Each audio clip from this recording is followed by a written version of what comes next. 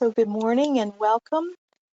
Please let us know who you are and where you are from. Please type your name, city and state, and the type of work that you do in the chat box, and we'll get started shortly.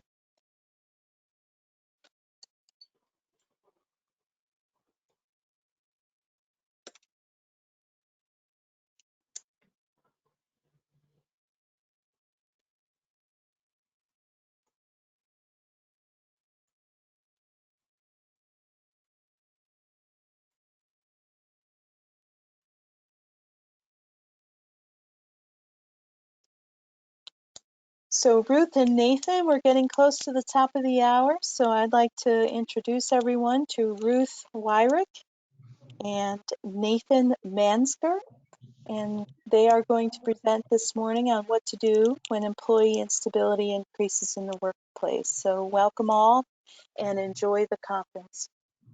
Thank you so much, Tammy. My name is Wyrick, and I am have been working for AHA Process for 18 years. And one time, a long time ago, I met a gentleman who was a chief operating officer of a frozen food manufacturing company. And I asked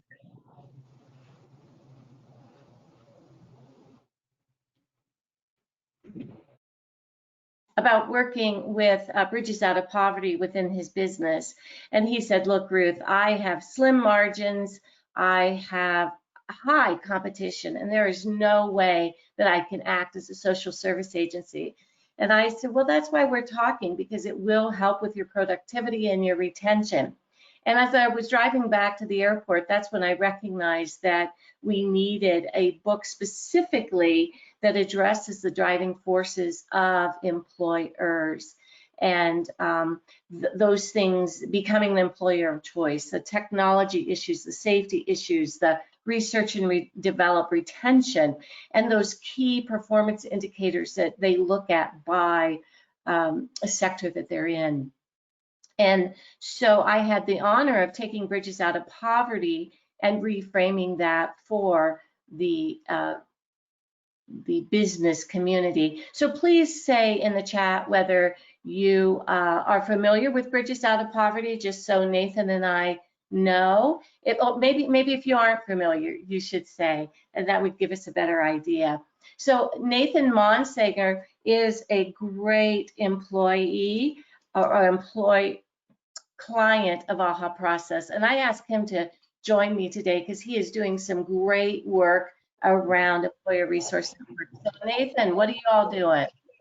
Hi there, everyone. Good to see some of you this morning and see some names popping up. I also, as you're entering the chats there, I see there's a lot of upstate New Yorkers represented. So fall is here, up here in upstate New York. Yeah, I've been connected with AHA Process, Bridges Out of Poverty for several years now, and then have been working with Ruth on workplace stability for a while too. I'm in the nonprofit sector, but sort of bridging between private for-profit sector as well. I'll talk a little bit about our employer resource networks that we've been involved with here in New York, as well as in other parts of the country. But certainly, you know, that statement right on the slide, what do you do when employee instability increases in the workplace? And we joked earlier, but the reality is it's increasing, whether you like it or not. That instability, the stress, the chaos, and as someone who employs people and has people working for me and also partners with businesses, nonprofit and for-profit across our region and across the state, these are very real issues, and the good thing is there are solutions, as long as we're willing to understand that we can't keep doing things the way we've always done them in the business world and as an employer. Thank you, Nathan. So it really is all about relationships. When we are working with entry-level, lower-wage employees, the driving force of that individual is about relationships and survival. More so now with COVID. There is more tyranny of the moment. There is more insecurity, more food insecurity, more homelessness, More homeschooling. What do you do if you need to homeschool your child, but you also need to work and you don't have that flexibility? What about transportation? The bus lines don't run as often or frequently as they were, or the trains aren't running as frequently. All of these things create more instability, and we need these relationships. First, I want to tell you about two businesses. One is Peerless Products, and they are out of Kansas, a very rural part of Kansas. They brought me in to do workplace stability one day, and I probably had 20, 25 managers, executives, HR people with me.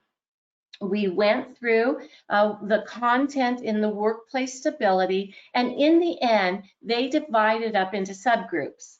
Now, one of the things that drives employees from daily instability nuts is the fact that we do break into subgroups. Just make a decision, they say, make a decision and move on. But this group, they broke up into subgroups, and they decided by different departments and areas what they could do to create more stability in the workplace. First of all, they were looking in to see about a daycare on site because they're very rural, and it becomes a great issue for them about, well, I can't come to work today, I need this childcare thing going on. They also brought a doctor in 2 times a week to see the employees there on the facility. They created an internal employee resource network, and Nathan's going to define that soon and tell about how that works. But they took an employee and they made it part of that employee's position to support others. They created partnerships with existing nonprofits, existing businesses to support their employees. We all know that when you live in instability, that relationship is key. And I'm your plumber, you're my electrician, I'm your babysitter. But this business also negotiated a 25% discount on car repairs. They put into place small dollar loans. These are $750 to $1,200 loans that you do with a bank or a credit union. They do not have credit checks, but they help with their credit, and Nathan's going to talk about them too. And they implemented taxi service for somebody that just didn't have transportation lined up a couple times a month. They figured out that it was better to pay that taxi expense than to not have that person come to work. What happened? Well, they told me that this is ancient history, 06 and 07, but their turnover was 70%. And in 2019, it was at 30%. What's not to like about that? If you compare January through August 18 and 19, they saved $569,000 and 43 employees. The other thing they said that they weren't expecting was how their clients would come to visit the manufacturing plant, and they said, your employees are happy. Your employees look like they want to be here. The other story is Cascade Engineering. Cascade was their plastics manufacturing firm in Grand Rapids, Michigan. They were the first to use Bridges Out of Poverty.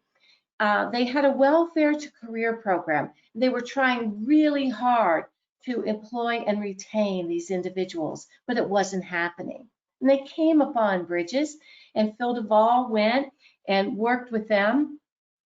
They conducted a client life cycle, meaning their employees and what it was like to work there if you were entry level, lower wage, and they created change within the business. The first year, they went from 29% to 69% retention. They saved the state of Michigan $975,000, took 27 people off of welfare, and saved their business $2.4 million. Now, I don't know if this is 1% or 10% of their sales, but let's think about that.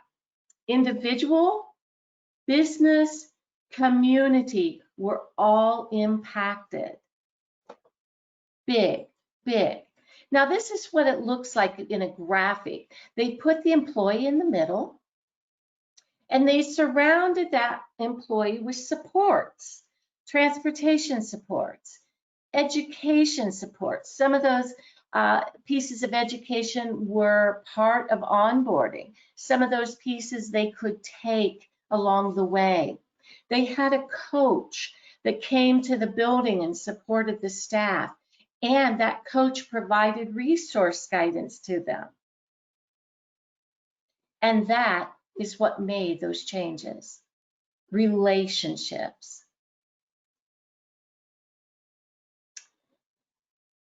The Society of Human Resource Management says that it costs almost $4,200 to lose an entry-level employee. And that is a hard cost and a soft cost. The hard costs are easy to define. That is the cost of a uniform, the hourly wage, a drug test. The soft costs are more difficult. It could be the lack of productivity of the employee, the coworker, the interruption with HR or the supervisor. So let me pause a moment. If you know your turnover and you multiply that by $4,000, how much money is walking out the door? It pays to stabilize. The Windows manufacturing people said for them, it was $5,500. When I worked with a McDonald's franchise in the South, it was about $2,500. So it depends upon how much technology, how much training is in there. Dr. Ruby Payne says that knowledge is a key form of privilege, as are social access, race, and money. And how you spend your time determines your knowledge base to a large extent. So when we do a full day training, we look at these mental models of instability, stability, long-term stability. If you're familiar with bridges, you're familiar with these. If you are new to the material, this information creates patterns and it informs us of patterns and habits of a particular group. So when you live in instability, your driving force is all about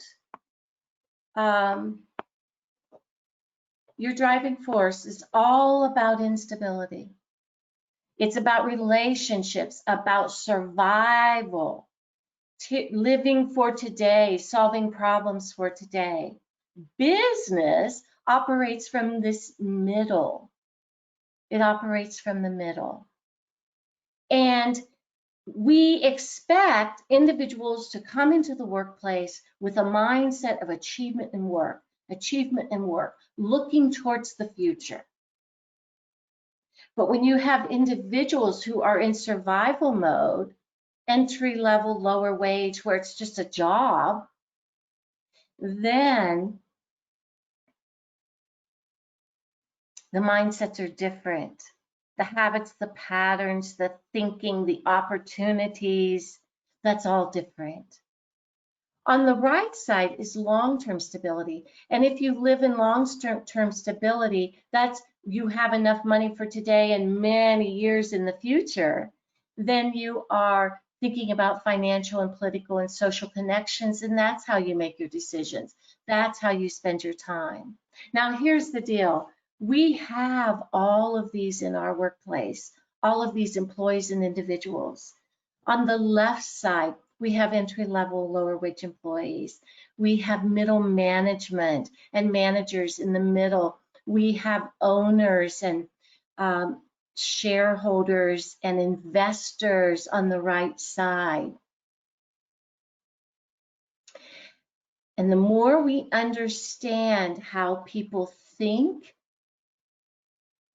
and what they need to do with their time to be successful, then the more we can be successful as a business. One of the key big things is resources within these environments. The daily instability is the extent to which an individual can do without resources. There are 11 resources. And the more resources you have, the more successful you can be, the more you contribute for yourself, at work, in your community, with your family, church, school, etc. Sonia Holycross is a client of AHA Process, and she was out on the streets at the age of 12, had I think 5 daughters by 5 different men. Now I can happily say that Sonia is stable and contributing very highly to her community.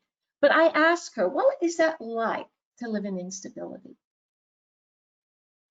Sonia said, it is like being in a desert, stranded. At first you think, oh, if I could just have some water, if I could just have some water, I could be okay. And then you realize, you know, some shade, some sunscreen, some food, all of that would be helpful. You recognize that all of these resources work together. I worked for a really, really great, smart, genius man years ago. He had 7-car garage, 3 of them were Porsches. When I worked for him, somebody broke into his house, spray painted his walls, flooded the first floor, broke fixtures. And when the police started investigating, they discovered it was one of his children. Definitely there was money, but some of these other resources were lacking. And if you go back here, yeah, maybe. If you go back here, you know, some people can be heading up, somebody can be climbing up, some people can be sliding down. And we're seeing a lot of that slide happening. It's a continuum. These are just not circles. You can have money and not the mindset. You can have mindset, not the money. One really important resource in the workplace is language. It is language. Pro-literacy did some research around language, and if you are 16 or older in the United States, this survey said that 14% only have a 5th grade reading comprehension level. 29% have an 8th grade reading comprehension level. So tell me in the chat feature, what does that create? What does that spell in the business? Tell me in the chat. 14% are at a 5th grade, 29% are at an 8th grade reading comprehension level. What does that spell in the business?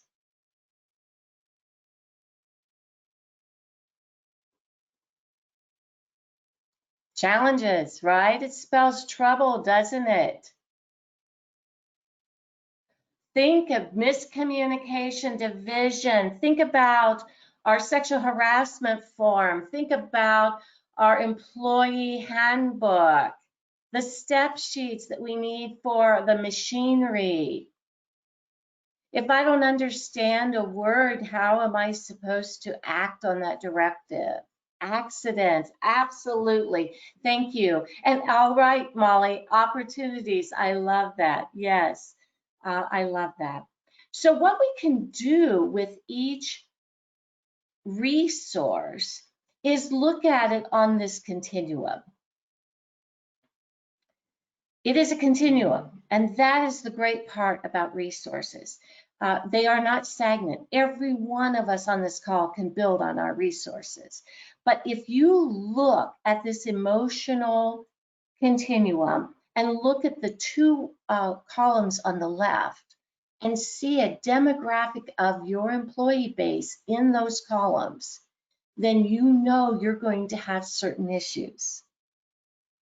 And as Molly said, now we have opportunity. Now we can implement new training, new benefits. We can add resources to our employees that will help raise that resource. All right, the other thing within each of those circles is hidden rules, the unspoken cues and habits of a group. There are hidden rules by athletics. There are hidden rules in the workplace, like which elevator you take. You mean you left a pot of coffee empty at 10 in the morning? Where you sit in the boardroom for a meeting, where you park your car. These are all hidden rules. The first time you break a hidden rule, somebody thinks, I think I made a mistake. Shouldn't have hired that person. The second time you make it that hidden rule, yes, you've made a mistake. I made a hiring mistake. I shouldn't have hired that person. And there are hidden rules by economic class. There are patterns that we see. So let me ask you some questions about money, and I want you to put the answers in the chat. You don't quit a job until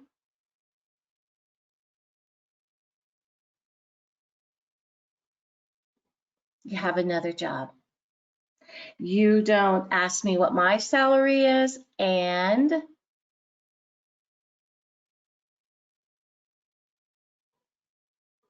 you don't tell me your salary. These are patterns. These are patterns. The other thing is, if I borrow money from you, I need to pay it back, don't I? Yeah, I need to pay. These are patterns, hidden rules of stability or middle class. Now, if you live in instability, it's all about sharing that money. If you have money, you must share it. And why is it? Well, I may need money 10 days from now, okay? And I might need to ask you for money. Now, hidden rules are huge in that environment, right?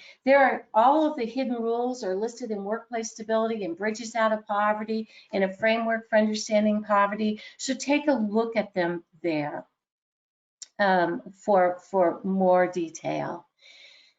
The next thing is, once you understand all of this information about the environments of class, what do you do with it?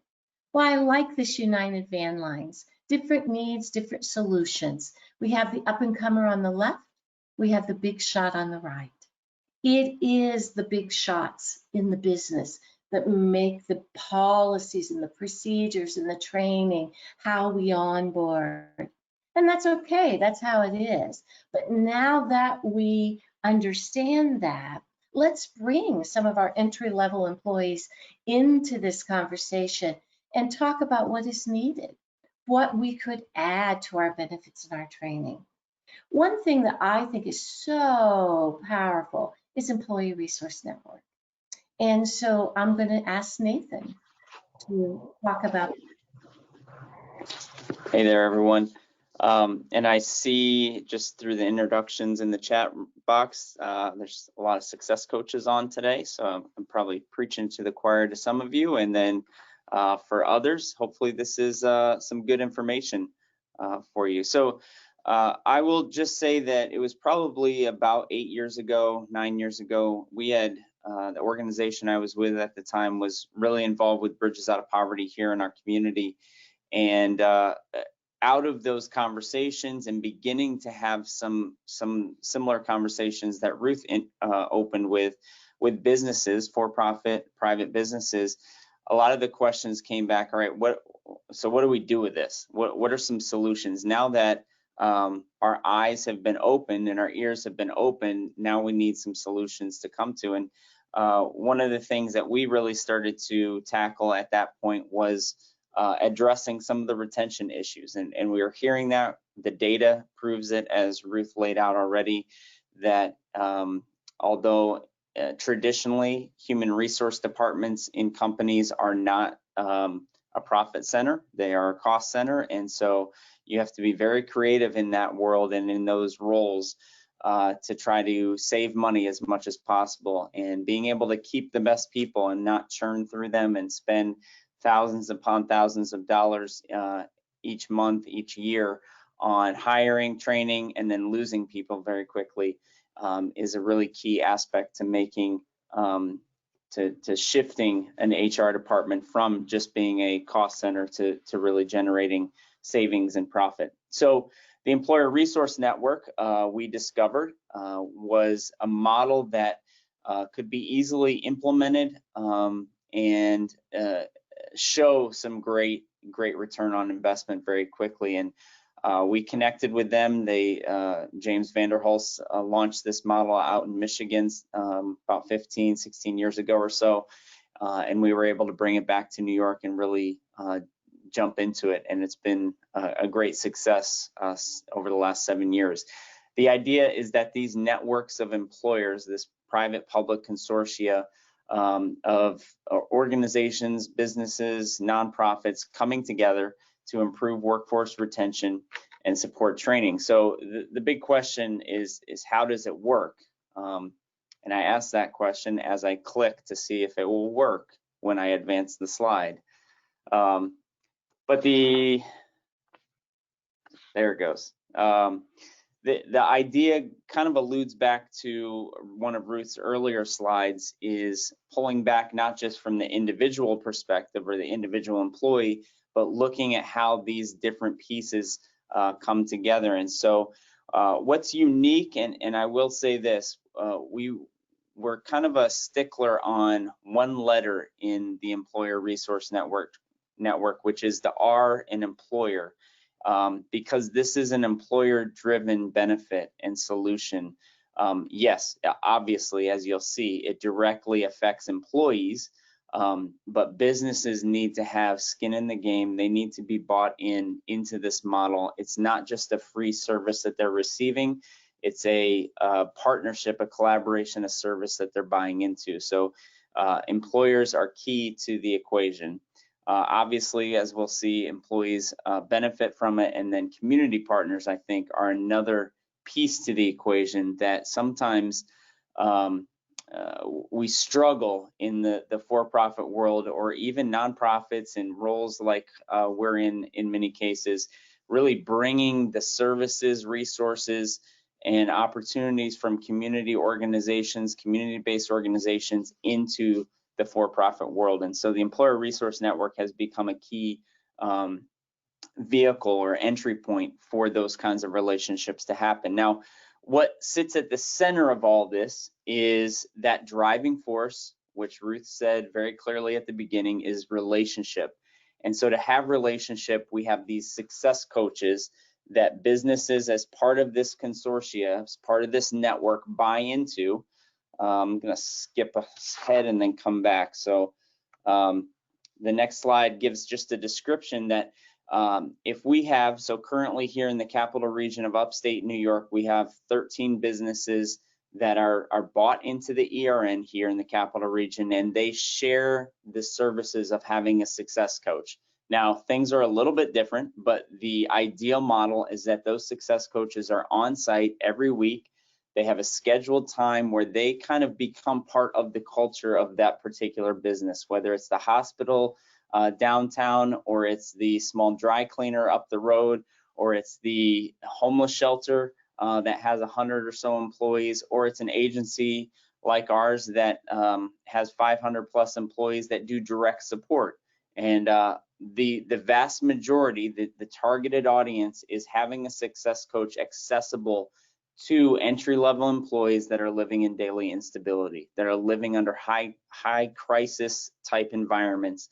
And showing up to work is a success, much less being focused, being able to stay safe, follow kind of the policies and rules of the organization as an employee, not even considering what career tracks are, how to develop, how to really invest in who they are as an employee. They're there to, showing up is a huge success. And so these success coaches go between these 12, 13 different businesses in any given week, And they're there to be that direct conduit, that private resource to individuals and to their families to help them access those community resources and services to provide that fast relief to issues that are exploding in their personal lives or even in their professional lives. You know, maybe they do need to take time off and access PTO from their employer or their supervisor, but instead of thinking and planning ahead, they're doing it when they walk in the morning and saying, I need this afternoon off. And we all know as employers, if you've been a frontline supervisor or you run a business, those kinds of interruptions don't make you all that happy. They also affect day-to-day production. They affect day-to-day interactions, and they usually, let's just say, they make other coworkers not all that happy, right? So it affects culture and morale and production and safety, and having, you know, especially in healthcare environments, having the right number of people on site at any given time, and suddenly you've got someone who doesn't show up to work or calls out last minute, and you're left with someone who's now doing a double, or they're having to give up on their family obligations because now they're stuck at work. You know, those kinds of issues. So success coaches can be that in-person, on-site support and conduit to not only helping with those kinds of internal professional issues, but more importantly, leveraging what's available out in the community. We know this. I think most of us that are on this webinar today that are in this kind of stream of thinking, we understand that, number one, for people to work, it is costly. Let's take our current reality. For the last 5 or 6 months, for many people, it was costly to not go on unemployment and instead show up to work every day. Because in theory, well, not even theory, in reality, they probably could have been making significantly more money on unemployment with the pandemic bonus than they would be working, you know, an hourly wage 9 to 5 or whatever their shift was. We know, when we can look at it from the outside and we can look at it through our middle class lens, that oftentimes we're thinking long term, right? We're thinking, well, yeah, I might make a little bit more money now, but how's that going to affect my career track, you know, 10, 15 years down the road? How's that going to affect whether or not I can get a job again, or can I transfer my retirement plan? Those kinds of things, where if you're in crisis and instability, you're thinking about now. You're saying, I can get X amount of hundreds of dollars more than I'm currently making in this very difficult, very challenging, and very risky job, because how much more at risk are people that are working the cash registers at a grocery store than most of us who are able to work from home or work remotely during this time. So all of that kind of collides into a reality that I need support, I need relationships, I need someone I can trust to access real life counsel, support, coaching, and resources on a daily basis. Just going back to the slide before, just to give you an idea, can I go back? Am I even controlling it, Ruth, or not? Probably not. Here we go. So here's some solutions that the Employer Resource Network offers. First of all, I will say we're in the process. Last week, I met with the HR team for the largest grocer in our region, 24,000 employees across the wider east coast of New York, east side of New York. And it was so simple to sell this, because they know in real time, as district managers, they hear the stuff from their managers, from their store managers, all of that on a daily basis. We can't find people, we can't keep people, I can't have people showing up to work in their pajamas, all those kinds of things, and yet they have to keep their stores open. And so the HR executive that started the meeting, she was framing the conversation to her HR team by explaining or sharing a story of a new hire that they had just made at a particular store. Within the first few days, they found out he was living in his car in the parking lot.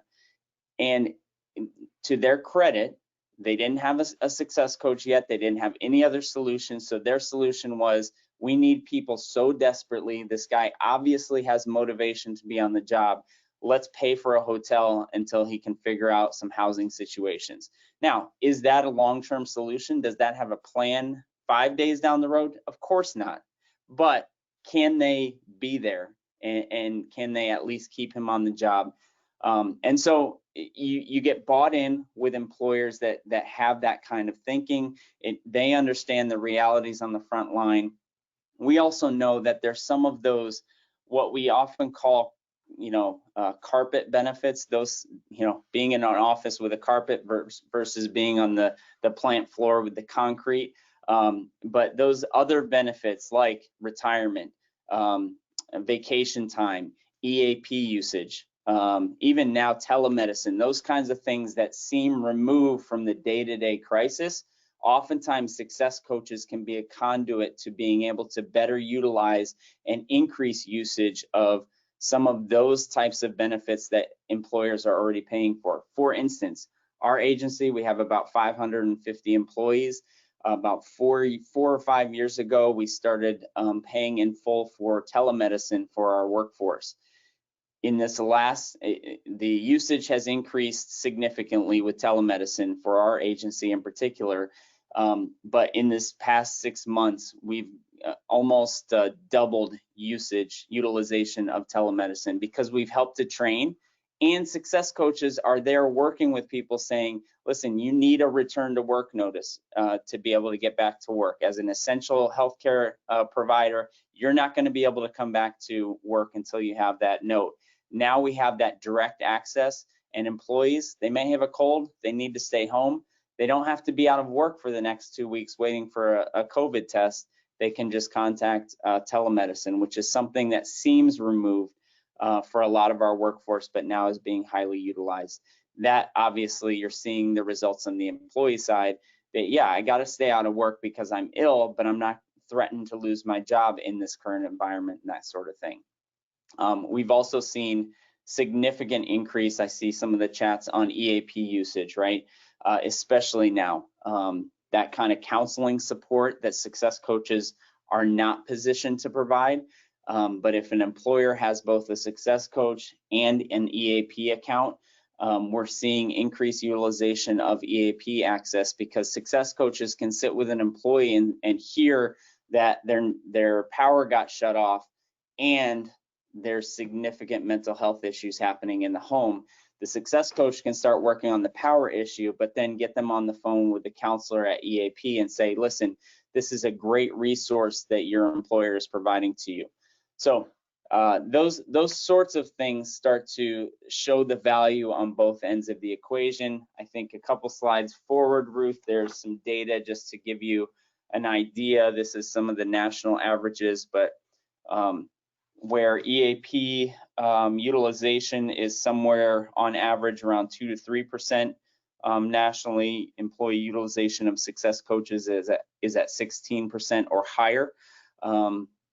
Again, it depends on the size of the company, locations that success coaches are at, that sort of thing. Return on investment, as we've discussed, I mean, it's a no-brainer. I will say this, launching this model with employers that actually want to be an employer of choice, that care about their employees, that's the key, right? If you're trying to go sell, the business that just likes to churn people through and they don't care how much they spend on turnover, they just want bodies breathing in seats, they're not going to be an example of an employer that really wants to improve or grow. They just want to use people. So you really do want to look at employers that have the want to do better for their employees, because they know the greatest asset any business has is human capital. And this is a great way to invest in and support people in that. I'll hand back to you, Ruth. Okay, thank you. I thought, Nathan, do you guys do small dollar loans? Yeah, we do actually. You want me to talk about that? Yeah, please do. So on the community partners, strategic partner side of our employer resource networks, we have great relationships, and I think one of the key relationships is with local credit unions. And one of our credit unions in particular has done a phenomenal job in the last 3 years, particularly in creating what we've described. Here it's described as an employer-sponsored small dollar loan. This credit union has created what they describe as a help loan. It's $1,000 loan that's up to $1,000 loan that's available. And we've created processes so that success coaches can help fast track applications. So literally success coaches can meet with an employee during their break, follow up with them at lunch, and have them on the phone with a representative from the credit union to start the application process. And you know, there's a very low level of criteria. I think what triggers an employee being able to access this particular loan is that they're an employee in good standing and they've been at their job for more than 6 months. And then from that point, the success coach can work with that employee to get them connected in with the credit union in particular. Then success coaches on the other side also work with individual employers at times to help employers. You know, we have one employer who has spent, I don't even know how many thousands of dollars over the years paying for car repairs for his employees who are home health care workers. He needs them to be able to drive. If their cars break down, not only does the employee suffer, but he suffers as the business owner. And so he spent a lot of money on that kind of stuff. Working with the success coach over the years, he's helped to implement better processes and accountability so that it's a little bit more empowering versus just enabling his workforce to just get back on the road. Great theory. I mean, sometimes business practice requires you just do things and make it happen.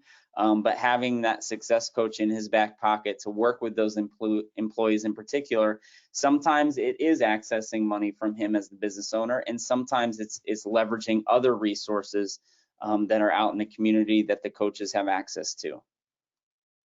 Very cool. And you know, one of the things that I hear a lot when I do the workshop, and again, this is a full day workshop that we're talking about, and we're condensing it down here. But one question always is, oh, what's the default? What do you find your default rate to be, Nathan? I don't, especially with this newer credit union we've been working with, I think they've done over 90 something loans in the last few years, and we've had one default. Mm-hmm. Right. And then the beautiful thing is, built into the model is that it's a 12-month loan. It builds in direct deposit and withdrawal so that they're paying that down very quickly and oftentimes saving a little chunk of money and getting into the banking system. Exactly. And improving their credit score. Right. Absolutely. And so that's what I hear from all across the country, people that are doing small dollar loans, is that the default rate is very, very small. And typically if an employee does terminate, then you can get the balance of that out of the last paycheck. So it's the credit union's loss if there is a default. It's not technically the employer's loss. The great thing about the saving piece on this is how employees come out of this loan and they have a savings account for many times the first time in their life. I know coaches that will have employees take a loan, pay it off, take a loan, pay it off, because it does increase the credit score. In my opinion, that employee resource network, the small dollar loans, are two of the best ways that you can improve that retention right off the bat. What we want to talk about now, and I'm going to ask for your input too, ideas that work for other businesses that we have seen across the country. We know that we must concentrate on relationships. If we don't concentrate on relationships, if we become all achievement oriented, then what we're trying to do will not work. So, do you know the employee's name? Do you look them in the eye? Can you tell them and talk to them about what they did with their kids? Do you know the kids' names? Relational competition is do competition by groups or by departments internally, because we're all about relationships. And so we need to have that competition via relationships. So use the adult voice, the voice that is the win-win, the voice that is not judgmental. Allow for constructive venting. One woman said to me the only way she succeeded in her job was because her direct supervisor let her vent in a very casual register and not judge her for that. You know, so please tell us in the chat, what other things have you done on an interpersonal relationship that have been helpful to retaining employees?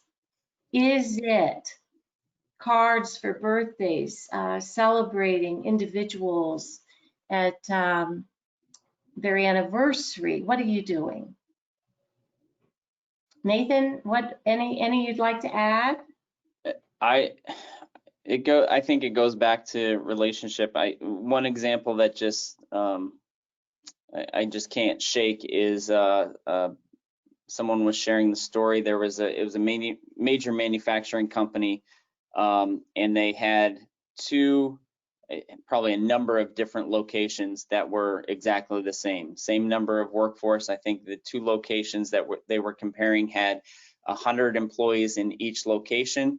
There was a manager at each location, and the one location A had a ridiculous turnover rate, low morale, and the other one at B had 100% retention and very high morale.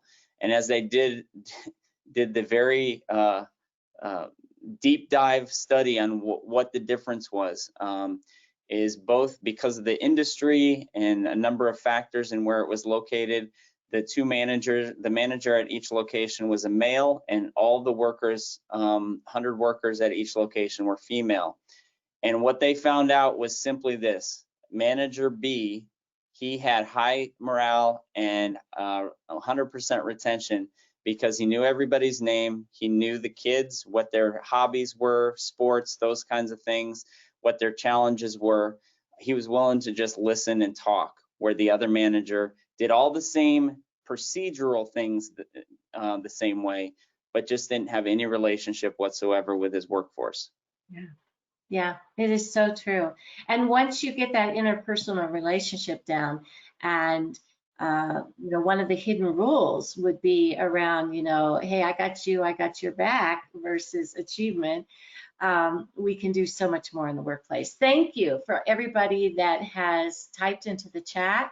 Follow up, do what you say you're going to do, respect, decorate the offices, virtual birthday cards, love it.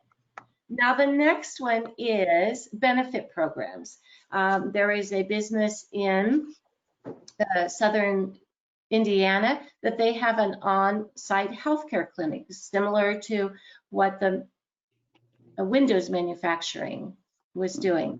How about paying for tuition assistance up front or reimbursement? We know a lot of times there's not even money there where they can go and then we reimburse. But a lot of times we'll pay for a master's, but what about paying for English as a second language or a GED? Income advance program is that small dollar loan. So what other benefit programs are you seeing being offered, thinking outside the box, that really improve the stability of the entry level demographic? Who would like to share?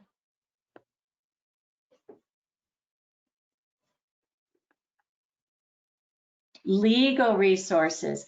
That's a fabulous one. And Missy, we see that a lot through the Employer Resource Network, with legal resources being provided.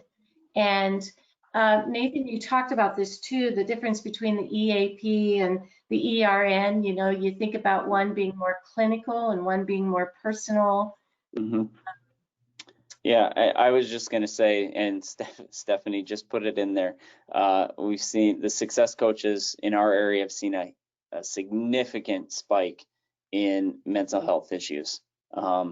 It's even for some of the companies that are allowing employees to work remotely, the isolation is, and sometimes isolation with children running around is really detrimental to employees. And so I think trying to not only leverage any kind of counseling resources internally through an EAP or something like that, but certainly trying to leverage resources across the community are really a huge part of it. And also just creating or sharing ideas around unique childcare ideas in terms of, we talked to one person at a business who her neighborhood created this kind of child care support network. So the kids would be at a different house each day. So most of the families were working from home anyway, but it allowed you to work from home without your kids running around you, at least for 1 day a week. So it was just a nice little network in the neighborhood that allowed them to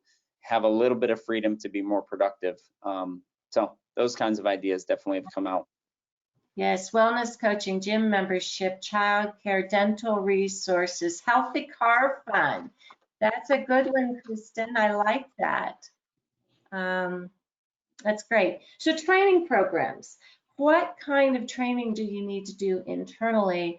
Onboarding, with a new employee, or after they're employed, that you offer a new training. We encourage very much that you train the hidden rules, that you investigate economic class. Getting ahead in the workplace might be the solution for you, because it allows that individual to explore and to investigate. I worked with a group in Memphis that they did financial banking and computer literacy with the community college because all their HR was online now, and a lot of their individuals didn't understand or didn't have access. They put computers in the break room. They did, the whole banking system was foreign to many of them. Book clubs, where when I talked to them, they were working on a book around bullying. So it was a facilitated discussion. They didn't have a manager or a supervisor pointing a finger saying you oughta, you shoulda, you cannot. And they said it had become a really good conversation internally. Lunch and learn, absolutely. Partnerships with local schools. And the community college, it could be with K through 12 too.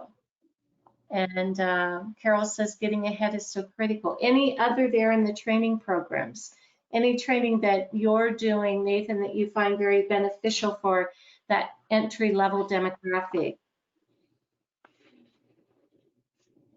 I think, as was mentioned, the getting ahead in the workplace is a good one. I think acknowledging and understanding the reality of working at frontline entry-level positions, that most employers just don't have the margins to be able to pay for them to go to a half day or a full day of professional development training. So creating those lunch and learns, whether it's through Zoom or in person, but creating those little, shots, 15, 20 minutes that they can do during their lunch breaks, allows them to be developed as an employee. Maybe it's internal, understanding the business better, or it's, helping them to grow in their career tracks. So I think those kinds of things are really important, but it's also really important to hear from people, right? So not just HR sitting in their offices thinking it's a good idea, but whether it's via a success coach and the feedback they're getting, or creating these small groups that you can get some feedback from and hear what actually matters, not just what you think matters. Yeah. All right, flex time. Flex time is not about me holding you down to 25 hours a week so I don't have to pay you benefits. Flex time is about the employee and the employer talking together about start time, lunch time, when they would work. Maybe it would be so much beneficial if I could start at 8:15, even then 8 o'clock, because of how the bus routes run. Or if I could have lunch at 1 o'clock because of elder care responsibilities, or that's when I can go to the food bank. It's about that working together. Initially, somebody says, ooh, no, we can't do that. But you can, and when you do that, it really improves your retention and productivity rates. And if anybody needs a some research around that, I have a great article on that. So please put in the chats, what other policy changes have you seen that can support entry-level employees in that demographic?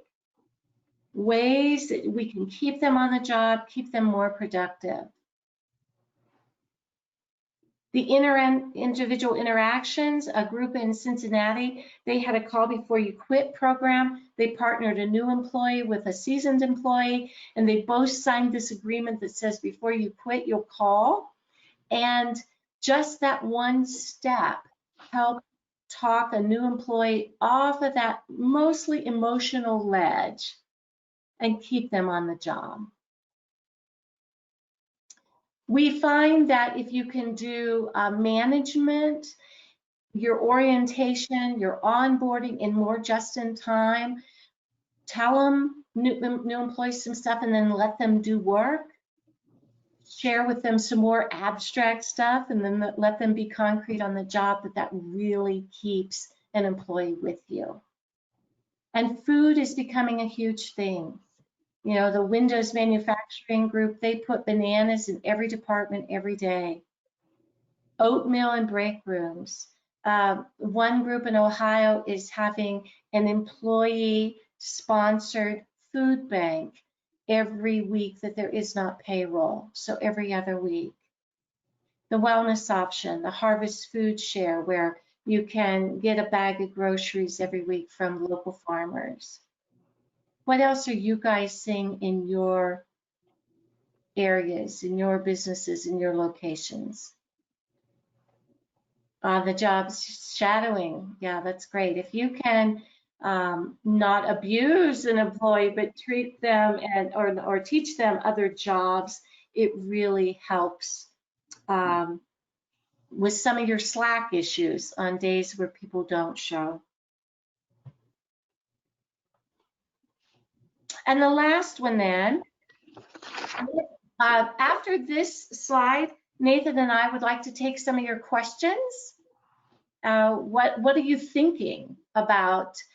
Are you trying to get business into your Bridges initiative? Okay. Travel alternatives. The $5 per day if you ride a bike, one group in the Northeast does. They pay $2 to the driver and $1 if you ride share with another employee. You have to be careful there. You need a reliable car, and you need reliable employees. Uber and taxi programs, rideshare programs, church buses. What else? I think it's great that Nathan said one of his employers was doing car repairs. How fabulous. And what a return on investment for him over the life of that employee to keep his client base happy and stable. Any other child care alternatives? Nathan, any from you? Well, I know, so I'll speak specifically about something that we're working on here in our city. Due to the city school district, which is an inner city, very under-resourced district, represents several thousand students across all ages because of COVID. Love that statement. But because of COVID, our state has cut back significantly, especially in resourcing the most at-risk and under-resourced districts in the state. They just had to make the decision just before school started, not just to go virtual for a time, but for all 7th through 12th graders, they've cut about 400 jobs in the district, and all students 7 through 12 are going to be virtual for the entire school year. This is a little personal for me because my 10th grade daughter is one of those students, and I'll tell you what, as a pretty resourced family, my wife works full time as well, it's still a stressor because she made it through her first week of school last week, had a couple migraines because of staring at the screen already, so we got those fancy little glasses for her. That should help. We also have friends that she's going to their houses during the day, so she's not alone all day in front of a computer.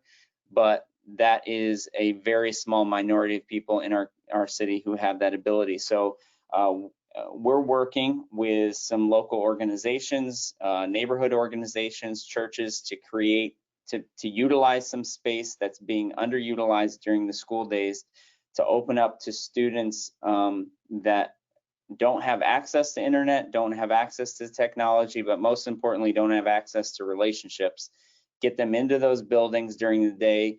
And we're really partnering with some of our companies that are in those neighborhoods to try to bring them together too, so that as they're hearing from employees who are saying, I can't show up to work today, I don't know how I'm going to cover this, or my kids started in school and now there was an outbreak of COVID and now they're back home and I don't know what to do, right? And so creating those resources in the communities, it seems to be a win-win at a number of levels. Obviously, there's some challenges and risks in our current environment, but in our city in particular, we're trying to bring together kind of all the pieces and all the resources to at least have some solutions. It can't solve the problem for everybody, right? But at least there will be some solutions that will be helpful for families so they can stay on the job, their kids can be cared for, and hopefully we can cut down on some of the impending chaos that we will likely see.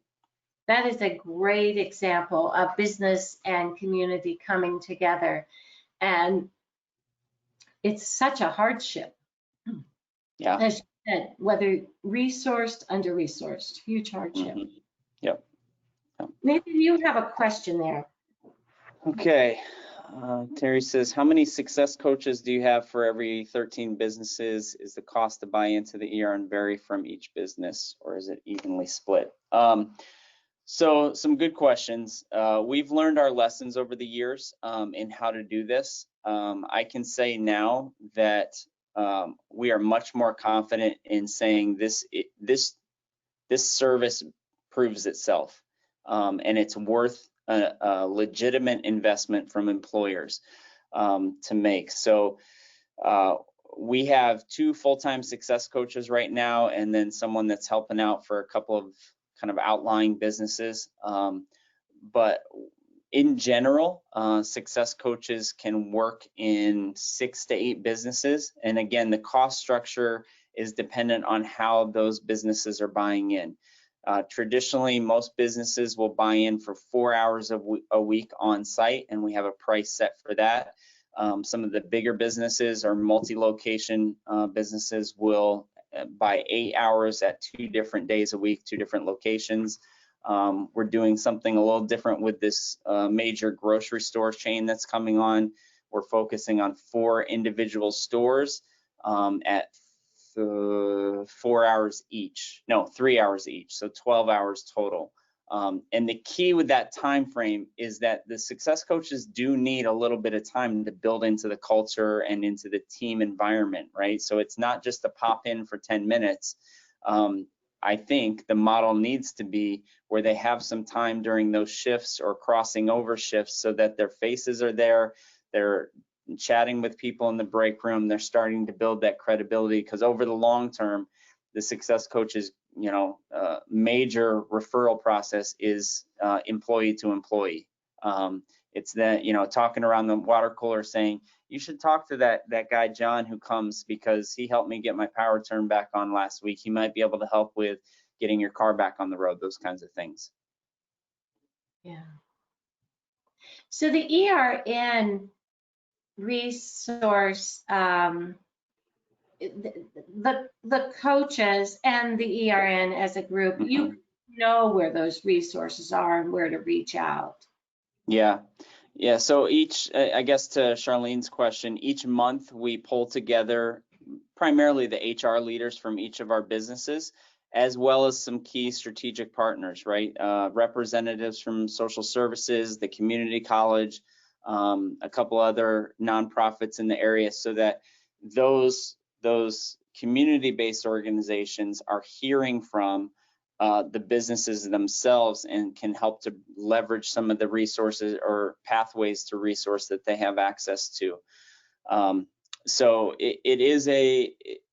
this is why it's a unique model, and where it does pair really well with EAP, which is increasingly becoming an 800 number, and you may talk to a counselor that's 1,200 miles away from you, where the employer resource network needs to be much more regional and local, because the success coaches need to say to Susie, who is having some struggles with food this weekend because she doesn't get paid till next weekend, to be able to say, well, Susie, there's a little church down the street that does a food pantry. Can we give them a call so they can have a bag ready for you after your shift, right? So it builds that. Again, it's not doing for, it's doing alongside of the employees. And then in the future, Susie has access to that resource directly, not necessarily through the success coach. And the key word is Relationship. Yep. So we see this as a model for business and community. For business, there's hidden rules. There's workplace stability, there's hidden rules in the workplace, there's getting ahead in the workplace. Bridges communities have bridges out of poverty and all the other sectors and the layers that they're working with and getting ahead. And you pair that with a resource network, and you've got this really good, well-ordered, well-oiled engine that's working to support business, community, and individuals.